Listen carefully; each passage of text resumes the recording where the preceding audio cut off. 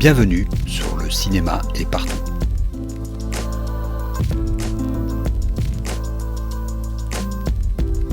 Un podcast sur l'industrie du cinéma et ses évolutions.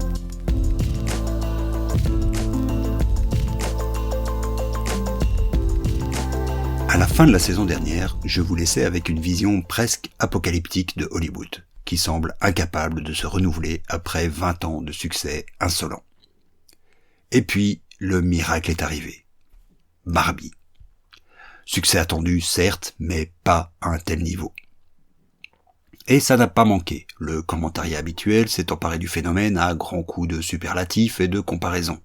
Premier film de femme à atteindre un tel résultat au box-office, plus gros succès de tel ou tel acteur, meilleur démarrage depuis des années, etc., etc. Mais c'est le commentariat marketing qui s'en est donné à cœur joie, faisant dans le même mouvement dégueuler le rose bonbon. Et de voir des exploitants de multiplex posés en costume rose, ou tous les aspirants marketeurs de la planète se faire photographier, enfermés dans une boîte de poupées géante. Mais tous, spécialisés dans les prédictions a posteriori, je ne déroge pas à la règle, s'accordaient sur un point. La campagne marketing de Barbie relève du génie. Vraiment ? Le cas Barbie est pourtant à mes yeux, et à ceux de quelques autres en dehors du cinacle des marketeurs, un cas problématique, qui ne résout en rien le problème fondamental du cinéma hollywoodien. On pourra aussi parler de la position plus qu'ambiguë de la Warner dans sa stratégie, je réserve cela pour la semaine prochaine. Mais revenons-en à la stratégie marketing de Barbie. Et commençons par l'éléphant dans le couloir, le budget. Les chiffres annoncés par divers sites professionnels sont de 150 millions de dollars de dépenses marketing, pour un budget du film estimé à 100 millions, dont un quart pour les deux acteurs principaux. C'est bien sûr loin des budgets marketing des mastodontes de Disney, mais cela met tout de même l'enveloppe globale du film à 250 millions de dollars. Et donc, tout résultat en dessous des 600 millions de box-office aurait été un échec.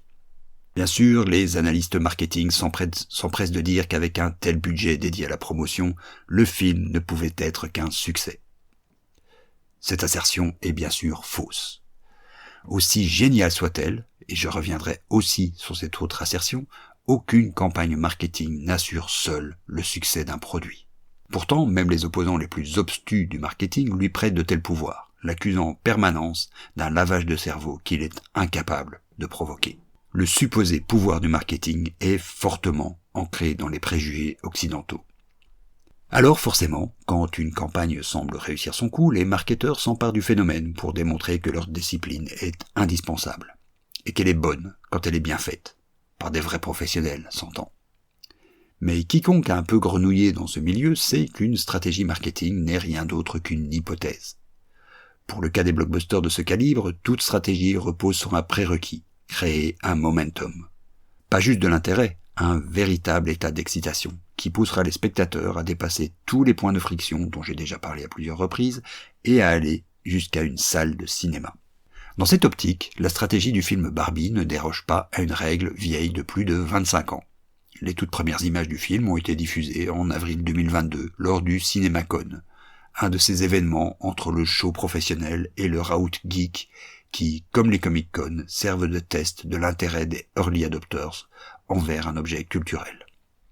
Dans le cas de Barbie, l'engouement a sans doute dépassé les espérances. Il ne reste plus à partir de là qu'à dérouler le rouleau compresseur classique, c'est-à-dire produire un contenu promotionnel susceptible de générer de l'user-generated content, mèmes, gifs et autres détournements. Et il est vrai qu'à ce niveau, Barbie a tout de la bonne cliente. Kitsch assumé, ironie, discours militant inoffensif et référence permanente à la pop culture. Alors oui, le marketing du film Barbie a réussi son coup. Mais il ne diffère en rien des campagnes qu'on connaît depuis Le Seigneur des Anneaux ou le premier Spider-Man de Sam Raimi.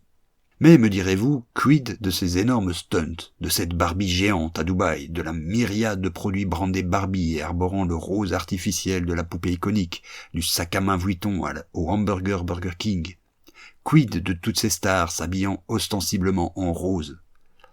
C'est bien là le problème, car cette hype nauséeuse n'a pas grand-chose à voir avec Barbie le film, mais bien avec Barbie la marque. Ce n'est un secret pour personne, Barbie est un film Mattel qui se trouve être produit par Warner. Il fait partie de cette vague, initiée avec les films Lego, Playmobil ou le récent Mario Bros, qui sont eux-mêmes des licences. Des entreprises de product placement à l'envers, où c'est le film qui est le product placement du produit et non l'inverse.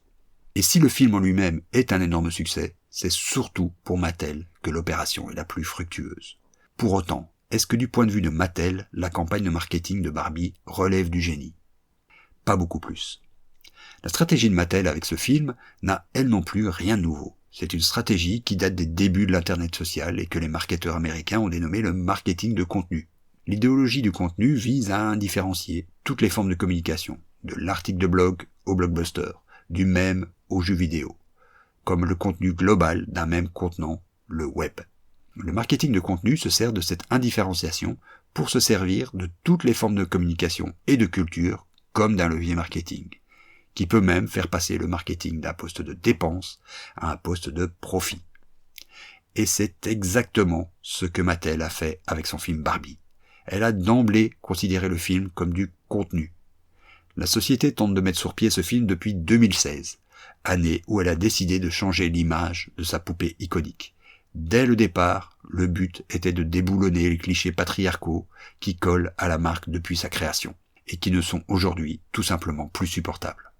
Dans cette logique, un film a tout simplement l'avantage d'attirer plus l'attention et de créer un engouement temporaire, un momentum, qu'une campagne de pub classique. Il faut dire que les studios, qui ne font plus de films depuis 10 ans mais du contenu, avaient déjà largement préparé le terrain.